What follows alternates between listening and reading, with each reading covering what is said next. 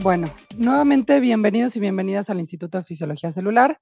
Aquí nos encontramos en el auditorio principal del instituto, el auditorio Antonio Peña Díaz.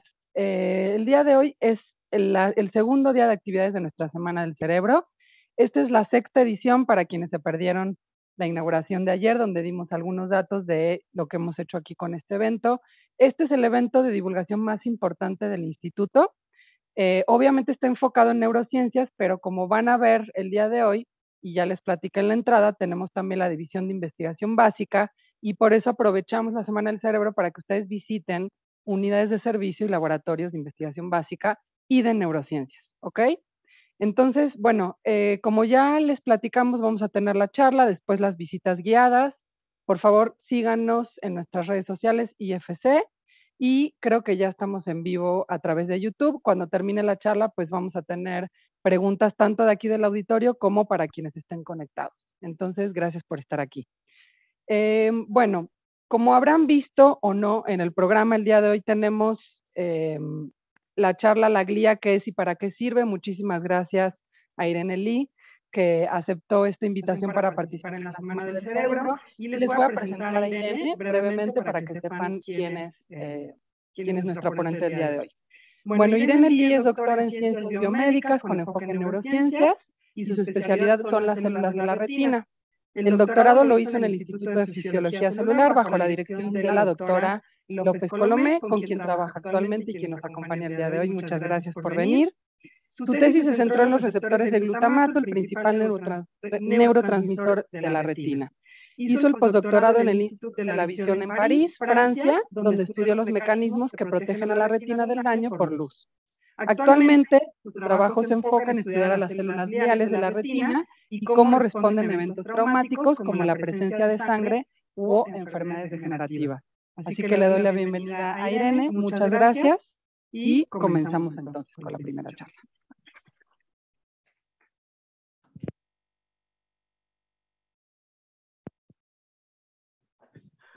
Hola, ¿me escuchan?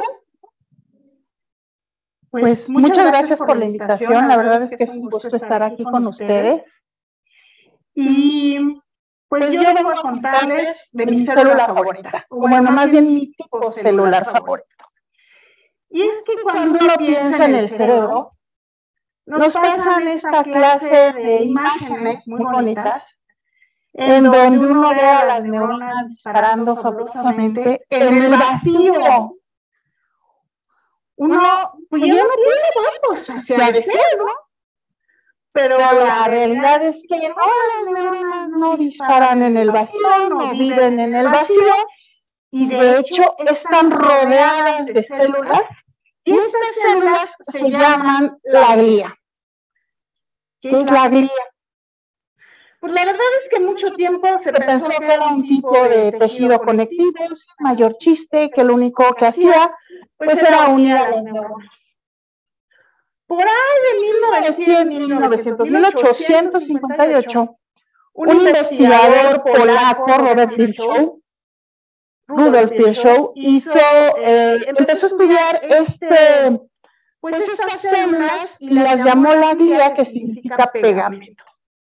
Y en realidad, pues bueno, describió que eran un tipo de tejido conectivo sin mayor chiste, y con el largo del tiempo se empezó a ver que ciertamente pues estas células gliales pues servían de apoyo físico para las neuronas. Se vio también que además pues les servían de apoyo metabólico, porque pues ustedes deberán saber que las neuronas son unas células súper demandantes, energéticamente requieren muchísima energía, pero además son súper delicadas. Entonces, pues claro, necesitaban unas nodrizas y la gente dijo, pues eso que está ahí en medio, que es la glía, pues ha de servir para eso. Y la empezaron a estudiar, no con mucho afán, he de decir, porque en realidad no se empezó a realmente estudiar las funciones de la glía, sino hasta después de los años 60, cuando se dieron cuenta que tenían receptores para neurotransmisores. Y la pregunta pues esencial es, ¿y qué hacen los receptores para neurotransmisores ahí?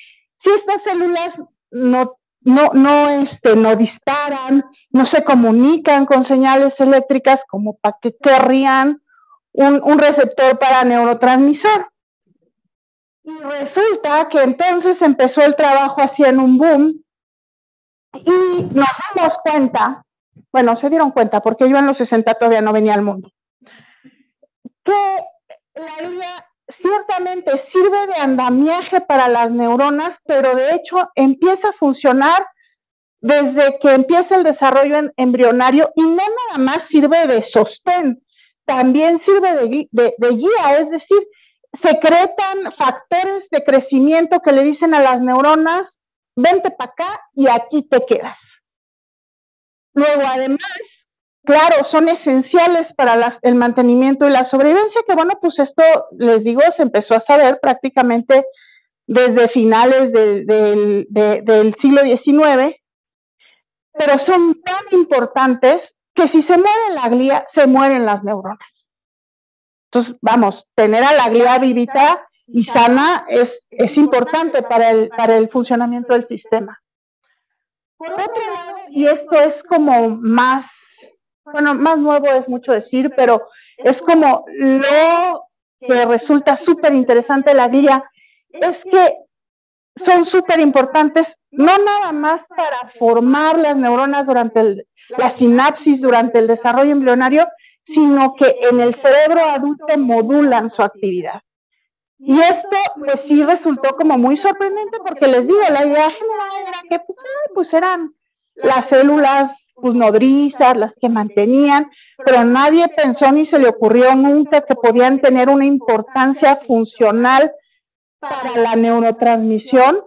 Les digo, hasta que se descubrió que tenían receptores para neurotransmisores y que además eran capaces de modular la neurotransmisión, y de eso vamos a hablar más adelante. Luego, por otra parte, se sabe que son súper importantes algunos tipos de celulares para la mielinización. ¿Qué rayos es esto de la mielinización? Pues la mielinización es otra cosa que la cobertura de los axones neuronales para aislarlos del resto de las células y que la conducción sea más rápida y más eficiente. Y de esto también vamos a hablar un poco más adelante. Y otro papel que es con el que yo trabajo y es mi favorito es la reparación del daño tisular. Las células gliales son las primeras que responden cuando hay un daño y son las responsables de que el asunto no se vuelva catastrófico. Entonces, pues bueno, por eso son mis células favoritas. Ahora, hay muchos tipos de células gliales y aquí les pongo como las más famosas, pero la realidad es que muy probablemente, sobre todo en el sistema nervioso periférico, no las hemos ni empezado a conocer. Por ejemplo, en el caso de la glía entérica, pues sí se pensaba que existía, pero por ahí de los 90, resulta que se empezó a descubrir que hay hasta 4 tipos de glía entérica y tienen funciones súper importantes en la modulación de la neurotransmisión en el tracto gastrointestinal. Entonces, por ejemplo, si ustedes han oído hablar de enfermedades como el colon irritable, la colitis nerviosa, la enfermedad de Crohn, esas son las responsables. Luego, por otro lado, están las células satélite. Ayer, por ejemplo, nos hablaron del dolor y la importancia de las neuronas en el dolor, pero las células satélite son un tipo de glía muy especializado del sistema nervioso periférico que justamente viven particularmente en los ganglios tanto simpáticos y parasimpáticos y modulan las respuestas al dolor. Son súper importantes. Y bueno, de las de arriba, ahorita les empiezo a contar cómo va la cosa, porque de esas les voy a hablar un poco más. Entonces, voy a comenzar con la glía radial, porque las células con las que yo trabajo son un tipo de glía radial, pero bueno, en general, y voy a comenzar con el desarrollo embrionario, porque pues ahí comienza todo. Y la glía radial es un tipo de glía muy peculiar, porque de entrada son unas células enormes.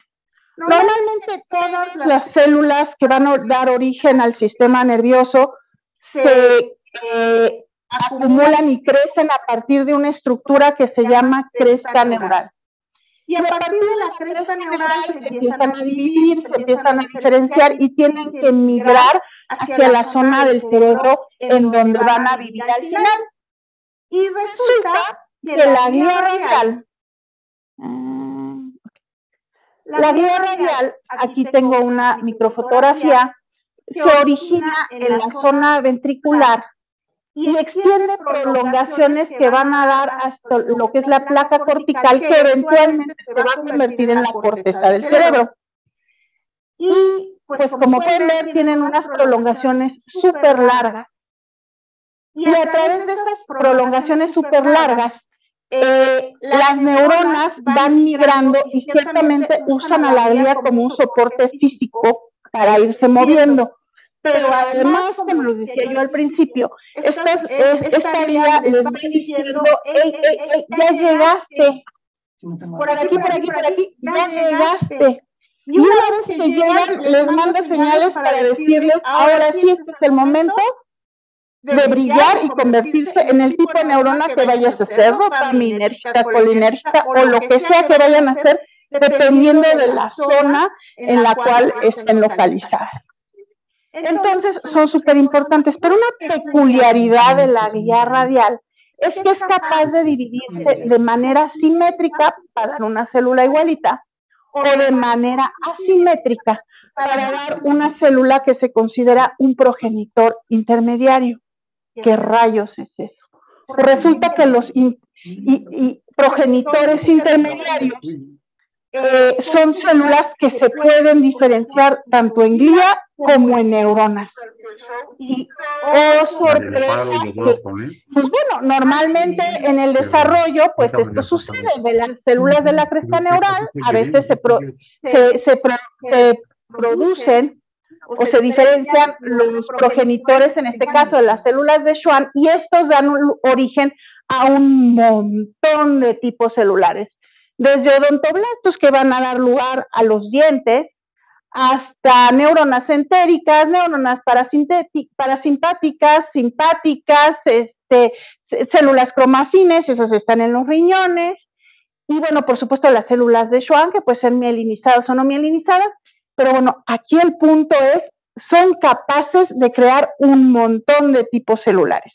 Y bueno, la verdad es que siempre se pensó que una vez que una célula pasaba del progenitor y se empezaba a diferenciar y se comprometía con su destino, es decir, bueno, pues ya soy una célula de Schwann, o en el caso de las células que yo estudio, una célula glial de Müller. La pregunta de los 64,000 era, ¿todas las células gliales pueden desdiferenciarse y diferenciarse en neuronas? Híjole, pues todavía no sabemos, alguno de ustedes podrá quizá darse cuenta, porque la realidad, es que por un lado hay que saber cuáles son los factores que llevan a este cambio hacia el revés, es decir, cómo se desdiferencian las células, pero también hay que saber cuáles son los factores que modulan que se dé esta diferenciación hacia su neurona favorita o la neurona que en este caso esté dañada y quieran ustedes reponer.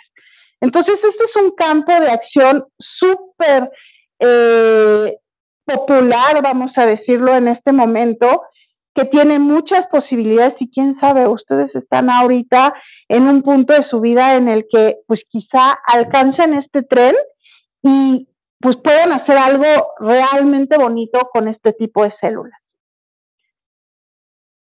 Ahora, otra cosa para la que son súper importantes las células gliales es la formación de sinapsis. Pero antes de irme sobre la formación de sinapsis, que es un término que yo estoy segura que todos aquí hemos oído, quisiera yo dejarles claro a qué me refiero con la sinapsis. Las sinapsis están en esta es una sinapsis madura, no sé si se alcance a ver bien, pero bueno, el punto es que cada sinapsis madura tiene dos lados. Tiene el lado de una terminal emisora y el lado de una terminal receptora. Del lado de la terminal emisora tenemos un montón de vesículas que se van a acumular sobre la parte que va a estar en contacto con la neurona receptora y estas vesículas contienen al neurotransmisor. Y luego por la parte de la neurona receptora tenemos justamente a receptores específicos para cada uno de los neurotransmisores. Ahora, estas vesículas tienen que estar empacadas con el neurotransmisor que va a estar de este lado, porque de nada sirve que yo libere serotonina si el receptor de este lado va a ser un receptor de glutamato. Entonces, tiene que darse una coordinación muy clara entre el tiempo, el espacio y el tipo de receptor que tiene que haber de este lado. Y yo aquí les estoy pintando una terminal sináptica desnuda, pero la realidad es que la glía siempre las está envolviendo y son esenciales para la formación de estas estructuras que al final son las que son esenciales para la propagación de los impulsos nerviosos. Entonces, como podemos ver acá abajo, las neuronas son las primeras que se generan y los astrocitos, que son este tipo de células gliales, que están principalmente en el cerebro, se generan después, pero no es hasta que los astrocitos maduran que las terminales nerviosas y las neuronas empiezan realmente a funcionar. Entonces esto pues nos deja claro que los astrocitos son esenciales para que se formen las terminales sinápticas. ¿Y qué rayos hacen los astrocitos? Pues resulta que hacen muchas cosas. En la terminal presináptica, por ejemplo, son los encargados no nada más de donar el colesterol, porque estas vesículas son ricas en colesterol, sino además de donar los precursores para los neurotransmisores que se van a utilizar. Entonces, pues dependiendo del tipo de neurotransmisor de que se trate, pues puede ser, si va a ser glutamato, pues va a transportarles glutamina y así, ¿no? Y por el otro lado, le va a decir a la otra neurona, a la terminal postsináptica, qué clase de receptores tiene que expresar en esta membrana. Y otra cosa que es súper importante es, pues, resulta que esto no está anclado nada más porque la glía las está abrazando, sino que hay proteínas de anclaje que dicen las vesículas se van a liberar en un espacio muy definido, justo encima de donde están los receptores. Y para eso hay una serie de moléculas en las membranas, tanto de la zona presináptica como postsináptica, y de las terminales, y de las prolongaciones de los astrocitos, que lo que hacen es justamente ligar y fijar esta zona que se conoce como densidad postsináptica. Y es que cuando uno toma una foto al microscopio electrónico, pues se ve que toda esa zona está súper densa y se ven las vesículas y se ven, pues no se ven los receptores, pero se ve una zona súper densa aquí. Entonces, la glía lo da y la glía lo quita, porque no nada más las sirve para formar la sinapsis. Resulta que no todas las sinapsis que se forman son sinapsis, vamos a decirlo fuertes. También se empiezan a formar y se forman sinapsis que son consideradas débiles. Una sinapsis débil es una sinapsis en donde, por ejemplo, no hay suficiente construcción de vesículas, o no hay los suficientes receptores, o los receptores no son los correctos, y cuando una sinapsis se considera débil, hay que eliminarla, porque lo único que va a hacer es meternos ruido en el sistema. Aquí lo que queremos es perfeccionar que la información fluya de manera rápida, concisa y precisa. Y entonces, pues estas no nos sirven, hay que quitarlas. Y como les decía, la glía lo da, la glía lo quita. Aquí forman, esta función la llevan a cabo tanto las terminales de los astrocitos como otro tipo de células que les voy a presentar, que son la microglía. La microglía es un tipo de glía que en realidad es derivada de los mismos tipos de células del sistema inmune. ¿Alguien aquí ha oído hablar de los macrófagos? Pues los macrófagos son estas células sanguíneas que se encargan justamente de irse comiendo todo lo que no es del cuerpo. Y la microglía es prima hermana de los macrófagos.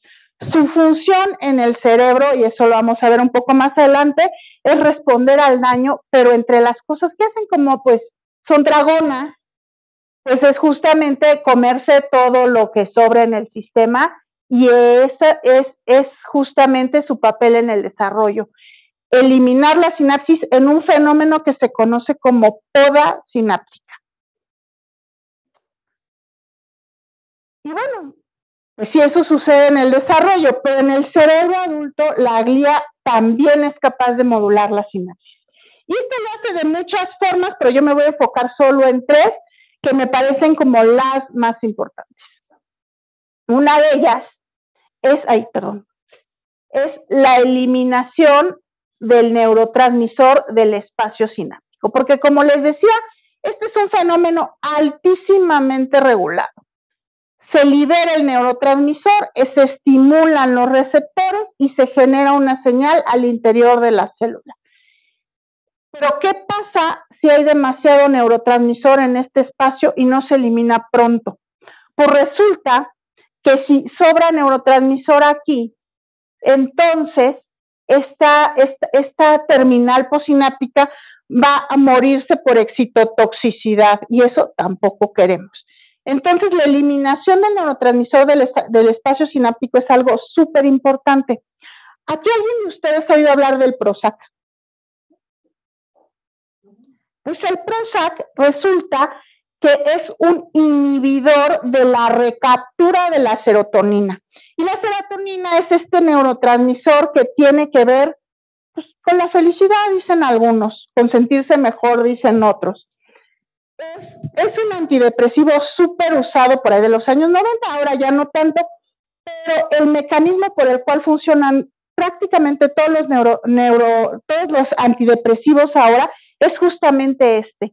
Resulta que si yo inhibo la recaptura de la serotonina, ya sea al nivel de la glía o al nivel de la terminal presináptica, aumenta la probabilidad de que el neurotransmisor se quede aquí estimulando a los receptores y eso ayuda a las personas que tienen depresión porque aumenta justamente el disparo de este tipo de neuronas, que es algo que falla en los cerebros que tienen depresión. Pero este sistema de inhibición de la recaptura, les digo, se descubrió con el asunto del Prozac para la depresión, pero no nada más se usa en ese caso, también se usa para el Parkinson cuando se inhiben los receptores, la recaptura de dopamina, y se usa también en el caso de la esquizofrenia. Entonces les digo, es un mecanismo de modulación de la neurotransmisión súper importante. Otro mecanismo por el cual modulan la sinapsis, y este fue también el boom de, ay, ¿de verdad sí se la glía? Es que la glía es capaz de liberar neuromoduladores que actúan sobre esta clase de receptores. Pues sí, la glía es capaz de modular qué tanto se abren o se cierran estos receptores que finalmente prácticamente todos de una manera o de otra están acoplados a un canal iónico para la transmisión eléctrica de las señales. Y la glía es capaz de decir cómo van a funcionar estos receptores liberando sustancias de tipos varios dependiendo de la región del cerebro y de los receptores que se traten. Y otra función muy importante de la glía es la remoción del potasio del espacio intersináptico. Y es que, pues como ya les decía yo, la mayor parte de estos receptores de una u otra manera están conectados a canales iónicos que meten o sodio o calcio, pero sacan potasio. Y resulta que si se queda el potasio aquí en esta zona, los canales no funcionan. Entonces hay que quitar el potasio de aquí y esto lo hace la glía a partir de unos canales que se llaman de tipo KIR. Rectificadores les llaman, rectificadores de potasio. De tal manera que en esta zona casi no haya potasio y se mantenga el equilibrio iónico de mucho sodio o mucho calcio en todo caso afuera y poco adentro para que pueda entrar por un gradiente de concentración y un gradiente eléctrico. Ay, gracias. Entonces, bueno, como les decía, estas células son súper importantes para el mantenimiento y la sobrevivencia. Esto es de lo primero que nos encontramos cuando empezamos a estudiar la glía. Y las funciones específicas de mantenimiento y sobrevivencia van a depender del tipo celular, porque pues sí, les digo, son la glía y a mí me gusta, estoy hablando en general de ella, pero la realidad es que cada célula tiene una función particular y peculiar dependiendo del tipo de neurona que sea, del tipo de zona del cerebro en la que esté o de la zona incluso del sistema nervioso, porque bueno, aquí estamos hablando del cerebro, porque es la semana del cerebro, pero el sistema nervioso no nada más es cerebro, también está la retina, está el cerebelo, está el sistema nervioso periférico que es extensísimo, y entonces dependiendo de, ahora sí que de dónde estemos, el tipo de glía y las funciones de la glía de las que vamos a hablar. Pues bueno, ya les hablé un poco de los astrocitos y la eliminación de los neurotransmisores. Otra de las cosas que hacen las células gliales, prácticamente todas, no nada más los astrocitos, los oligodendrocitos, en el caso de la retina, la glía de Müller, y etcétera, etcétera, es secretar factores neurotróficos. Un factor neurotrófico no es otra cosa que un factor de crecimiento. Y pues hay de muchos tipos dependiendo de su neurona favorita. Como les decía, las neuronas son unas células súper delicadas y a cada neurona va a necesitar una combinación especial de factores de crecimiento para vivir feliz y para poder ejercer su función. Y esta combinación específica, de factores de crecimiento depende de, pues ahora sí que de cada neurona. Y en particular la microglía, ya les decía yo, son células encargadas de la defensa y de la respuesta al daño. La microglía son las células del sistema inmune del cerebro porque resulta que el cerebro es un órgano inmunoprivilegiado. ¿Qué quiere decir eso? Que hay una barrera que se llama la barrera hematoencefálica que protege al cerebro de que no entre ahí más que lo que el cerebro necesita. Entonces, pues tiene a sus propios policías, que son la microglía, que se encargan de andar checando que todo esté bien, que no entre nada que no debe estar ahí y que si algo sucede son las primeras en dar la alarma. De esto vamos a hablar un poco más adelante. Y luego, por otro lado, están los oligodendrocitos que tienen que ver con la mielinización y que últimamente se ha visto que se comunican con ellos mismos, con las células de alrededor y con las neuronas, secretando vesículas. Y la secreción de estas vesículas es un fenómeno que también está en boom de estudiarse. ¿Qué rayos llevan esas vesículas? Porque les digo, al principio se pensaba si las neuronas necesitan alimento a partir de la glía, pues ha de ser pura comida lo que llevan las vesículas, pero no. También llevan, además de los metabolitos, llevan factores de crecimiento, además de los factores de crecimiento, llevan unos RNAs especiales y chiquititos que modulan la expresión de ciertas proteínas en ciertas condiciones. En fin, que esta comunicación vesicular también es algo muy nuevo y que está súper de moda para tratar de identificar exactamente cómo es que este tipo de células apoya a las neuronas y promueve la expresión y la adaptación a las distintas situaciones en las que se pueden encontrar las neuronas que están juntos. Y bueno, pues finalmente el apoyo metabólico, que como les decía, pues yo le hago un poco el feo, pero la realidad es que es esencial. Las neuronas, todo el mundo sabe que al cerebro le encanta la glucosa. Dice, no, bueno, el cerebro de todas las fuentes de carbono que hay, prefiere la glucosa. Pero resulta que las neuronas no toman glucosa, no tienen transportadores a rayos, entonces ¿cómo les llega la glucosa? Pues resulta que son justamente las células gliales las que metabolizan la glucosa y la envían en forma de metabolitos para que ya en forma de lactato o de piruvato la vayan aprovechando en sus diferentes ciclos para producir lo que sea que necesiten. Entonces, bueno, yo estoy segura que todo el mundo la ha visto. A ver, dígame quién no la conoce a esta neurona. Este es el dibujo clásico de una neurona, tiene sus dendritas, tiene su axón, tiene sus terminales axonales, y aquí en medio tiene el axón recubierto de una cosa que se llama vaina de mielina. ¿Y qué es la mielina? Pues la mielina no son otra cosa que las células de Schwann en el sistema nervioso periférico o los oligodendrocitos en el sistema nervioso central que envuelven sus cuerpos sobre los axones. Y ustedes me van a decir, ¿y eso como para qué? Pues resulta que estas vainas de mielina actúan como el plástico que va sobre los cables. Si no hubiera protección aquí, la señal eléctrica que viene de las dendritas no podría ir tan rápido ni tan eficientemente hacia las terminales axonales.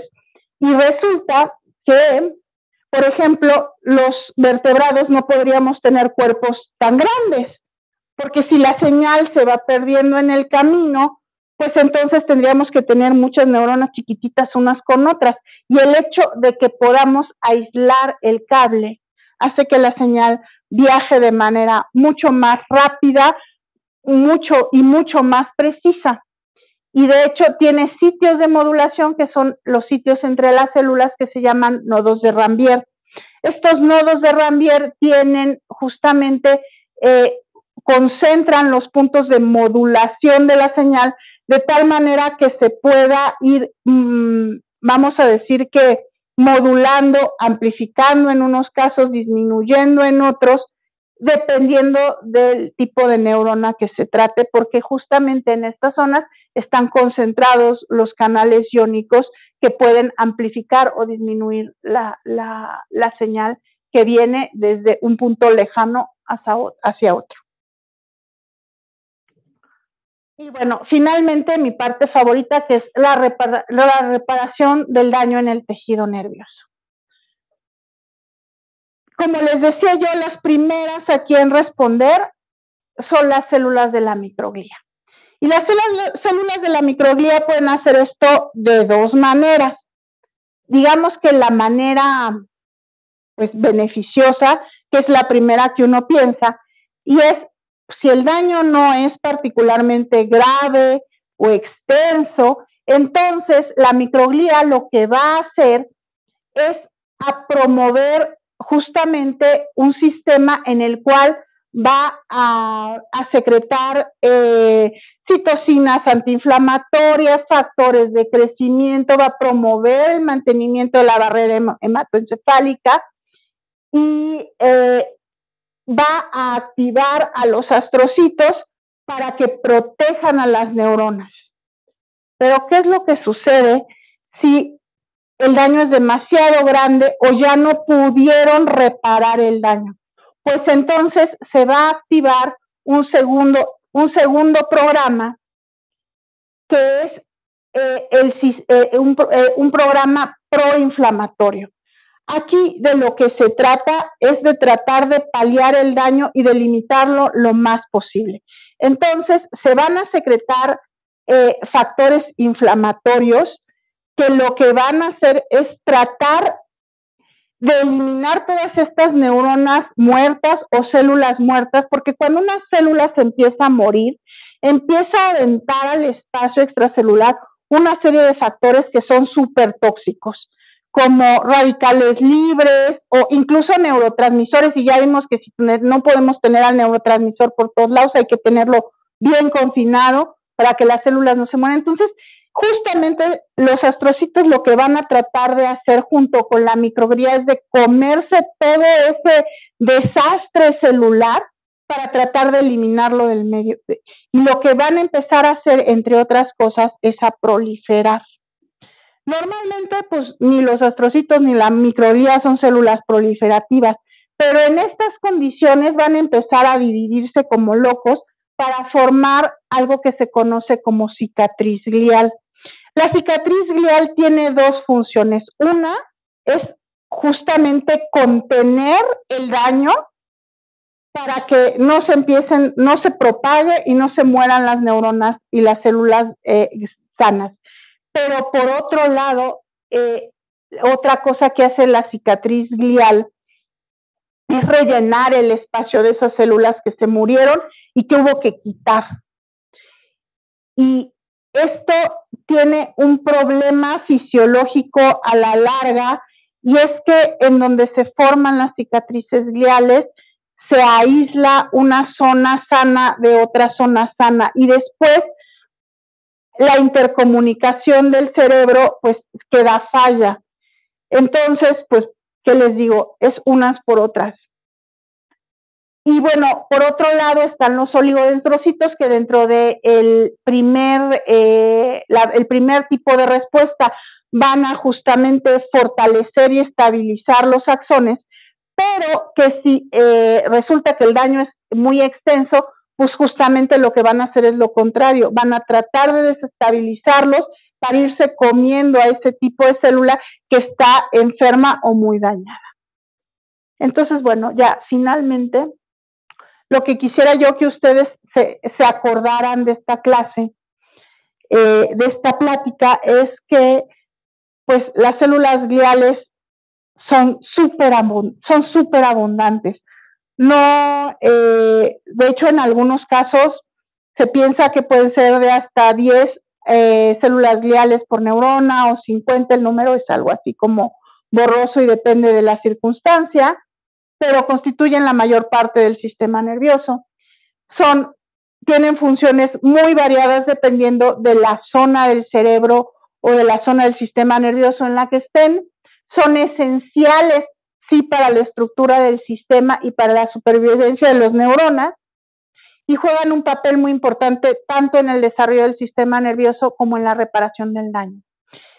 Pero sobre todo quisiera yo que se llevaran en la cabeza que juegan un papel esencial para la neurotransmisión. Cuando piensen en cerebro, nunca más vuelvan a pensar que la neurotransmisión es solo las neuronas. También participa la glía y juega un papel esencial en la neurotransmisión. Entonces, pues muchas gracias. Aquí una foto de un astrocito que no es precisamente las células con las que yo trabajo, pero que son, la verdad, unas células súper bonitas. Vean. Muchas gracias.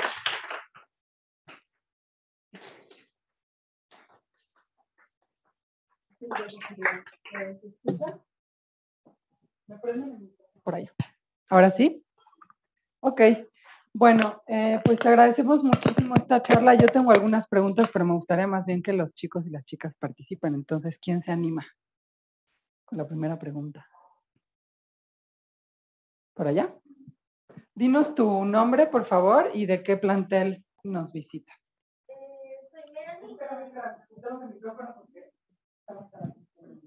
Soy Melanie y pues vengo del plantel número 3. Mi duda es, ¿cómo encuentran diferentes tipos de gría? ¿Cómo es que en su investigación pudieron hacer para saber que esta gría es diferente de esta? Pues esa es una pregunta excelente. Eso se sabe pues realmente desde hace mucho tiempo, y es que resulta que no toda la glía tiene la misma morfología o la misma forma. Los astrocitos, pues bueno, ya les enseñé la foto al final, pues son unas células despeinadas. Los oligodendrocitos se ve que tienen sus extensiones y que tocan a las terminales nerviosas.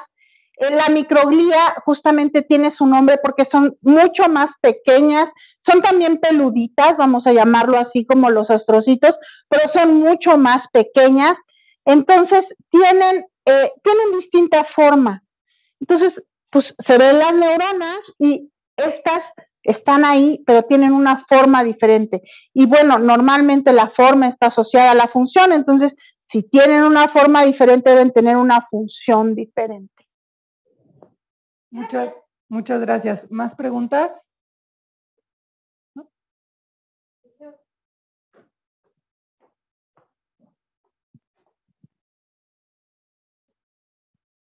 Bueno, yo soy Itzel y vengo del plantel 4 y tengo una duda sobre de qué manera podemos cuidar estas células. O sea, ¿cómo podemos tener su mantenimiento? Porque mencionaba que si la glía muere, las neuronas también. Esa es una pregunta difícil.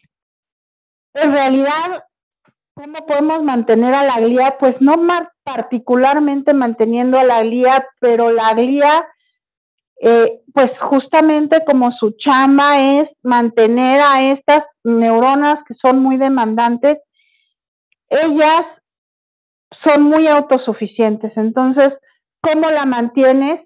Pues vamos, comiendo sano, haciendo ejercicio. ¿Por qué? Porque de esta manera le vas a dar al cerebro, pero particularmente a estas células, todos los componentes que necesitan para poder mantenerse sanas, porque ellas, les digo, son las primeras que van a arrancar y son las últimas que van a sobrevivir. O sea, las neuronas igual se mueren, pero la glía ahí se queda. Muchas gracias. ¿Otra pregunta por allá?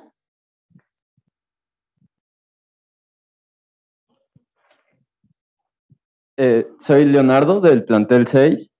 Me gustaría preguntar, bueno, de manera, digamos, profesional, ¿qué tanto alcance le ves a esto, a la investigación de todos estos tipos de células? O sea, se habló de que ayudan a, digamos, reducir un poco enfermedades como depresión o Parkinson, pero realmente esto podría aspirar a curar enfermedades que sí, claro, hoy en día no se pueden tratar, o ¿cuál es el alcance de? Sí, claro, o sea, vamos, entender cómo funciona la glía y cómo ayuda a defender del daño es justamente el fin de la investigación, es tratar de entender cómo limitar la progresión de muchas de estas enfermedades. Si yo entiendo, por ejemplo, cómo se da la recaptura de un neurotransmisor, puedo empezar a generar un blanco farmacológico para poder curar la depresión o limitar el Parkinson.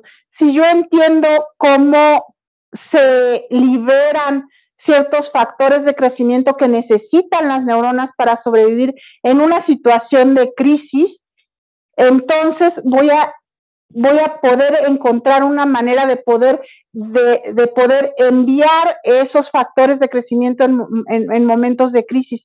Entonces, sí, de hecho, es un campo súper importante para la fisiología del sistema nervioso, porque como les decían, por mucho tiempo se pensó que las importantes eran las neuronas y se les olvidó que la glía es la responsable de que esas neuronas sobrevivan. Si nosotros entendemos qué es lo que hace la glía para mantener a las neuronas vivas, vamos a poder curar un montón de enfermedades.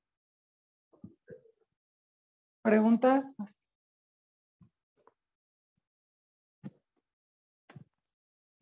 Hola, soy Iris, estudiante de posgrado aquí. Yo quiero saber qué pasa con la excitotoxicidad cuando los pacientes son tratados con Prozac. ¿Con Prozac? Ajá. Esa es una pregunta un poco fuera de mi alcance, pero lo que te puedo decir es que en general en los pacientes que padecen depresión o tienen una deficiencia en la liberación de la serotonina o tienen una deficiencia en los receptores, y encontrar la dosis del antidepresivo es una de las principales tareas del psiquiatra. No tomar antidepresivos, o de hecho prácticamente todos los medicamentos que se dan para para el tratamiento de las enfermedades neuropsiquiátricas, es algo de mucha precisión y que varía mucho de persona a persona. No es como te voy a dar una aspirina y en 5 o 20 minutos se te va a quitar el dolor de cabeza. Aquí encontrar la dosis adecuada y el medicamento adecuado toma tiempo, porque además muchos de estos medicamentos no funcionan como pues ya está, ejerce su función y se quita, sino que son de reserva, se van acumulando con el tiempo y así van ejerciendo su función. Entonces, pues vamos, ¿cómo evitar la excitotoxicidad? En el caso de estos medicamentos, pues te digo, es una tarea de regulación fina de la dosis que va a ir haciendo el neuropsiquiatra, dependiendo de las condiciones del paciente. Gracias. ¿Más preguntas?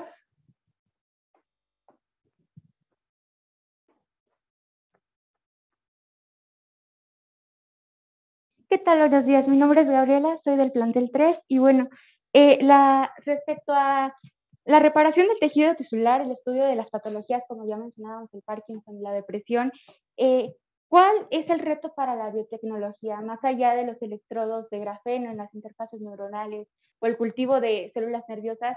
¿Qué estudios están trabajando hoy en día para entender y adentrarnos más sobre la ley? Pues mira, a mí lo que yo creo que es lo máximo y me resulta súper interesante, pero esa es una de las cosas que puedes hacer en el campo de la biotecnología, es entender cuáles son los factores que te llevan de una célula diferenciada y comprometida a una célula que puede darte lugar a cualquiera de estas otras. Entender qué pasa aquí para que regrese en el tiempo y después se convierte en otra cosa, es un fenómeno que ha resultado súper complicado. Normalmente, les digo, este asunto de las células madre o las células troncales que nos empezaron a vender hasta en la crema para curar el envejecimiento y etcétera, etcétera, es algo que pues viene como de los 90. Pero en el caso del sistema nervioso es realmente muy nuevo y no sabemos bien cómo funciona. Y ahí yo creo que hay un punto muy importante de cómo entender cómo funcionan estas células nos va a ayudar a curar enfermedades y pues ahora sí a regenerar las neuronas, que es algo que pues hasta ahorita no se puede. Muchas gracias, Irene. ¿Otra pregunta? Yo quería preguntarte, Irene, si nos pudieras platicar muy brevemente en tu trayectoria 1 o 2 hallazgos o avances que te hayan entusiasmado a ti particularmente. Digo, es evidente que te encanta tu trabajo y que por eso estás aquí comunicándolo, pero me gustaría que nos dieras algún ejemplo de cosas que han avanzado aquí en el laboratorio, en el instituto, para que también los chicos lo aterricen, ¿no? En alguno de los problemas que han podido resolver.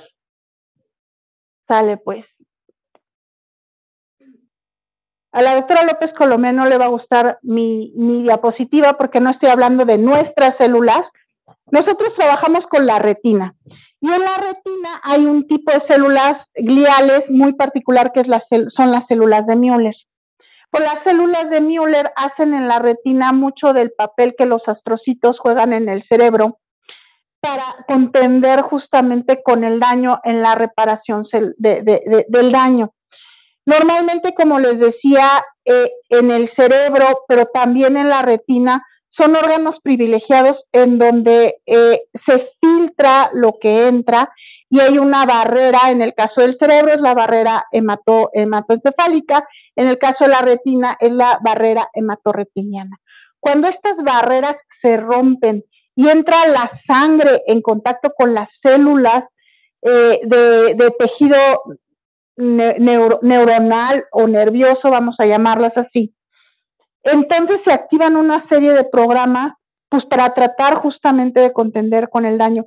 Y lo que nosotros hacemos en el laboratorio es trabajar con una molécula que se llama trombina. La trombina está en la sangre y funciona hacia el final de la cascada de coagulación.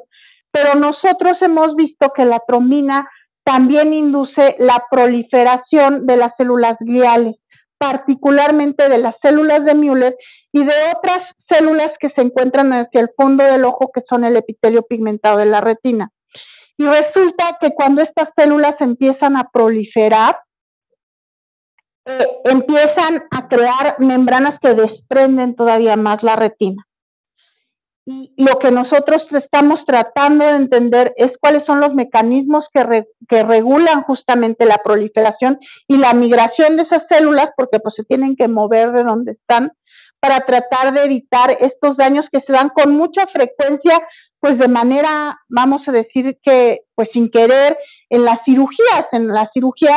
muchas cirugías hay daño porque pues se corta con un escalpelo y hay contacto con la sangre en donde normalmente no debería de haber. Y si nosotros encontramos la manera de limitar el daño que pudiera ejercer la trombina en estas células que son muy sensibles y evitar que proliferen de manera indiscriminada, pues podríamos mejorar el porcentaje de éxito, por ejemplo, de las cirugías o de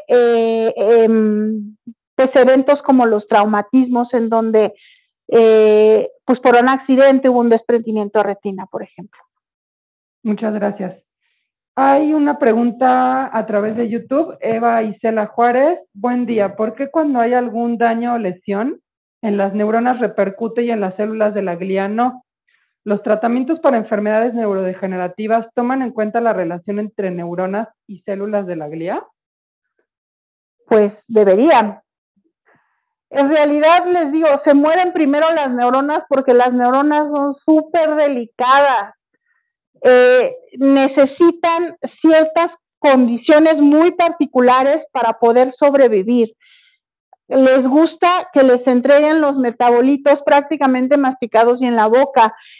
Necesitan muchos cuidados y son, de veras, en cuanto les empiezan a cambiar las condiciones, por mínimas que sean, de oxígeno, nutricionales, les da por morirse. Y la glía es justamente la encargada de que eso no suceda. Muchas gracias. Otra pregunta a través de YouTube, Itzel Lourdes Flores. ¿Hay alguna relación entre la epilepsia y la glía? Sí, pero yo no la sé. Sí, de hecho, no estoy muy segura y no me siento muy confiada de decir esto, pero sé que algunos antiepilépticos justamente lo que hacen es tratar de modular la actividad glial, porque como ustedes saben, la glía, ya les expliqué, es muy importante en la modulación de la neurotransmisión. Entonces hay que cuidar justamente que no haya disparos en falso, que los potenciales de acción sean finos en el lugar correcto, y pues para esto es justamente la glía la que lleva a cabo estas funciones de modulación. Entonces sí es un blanco terapéutico en esquizofrenia, pero yo no sé exactamente cómo. Muchas gracias, Irene. Si no hay ninguna pregunta más, damos por concluida esta charla. Les pido un aplauso más para Irene.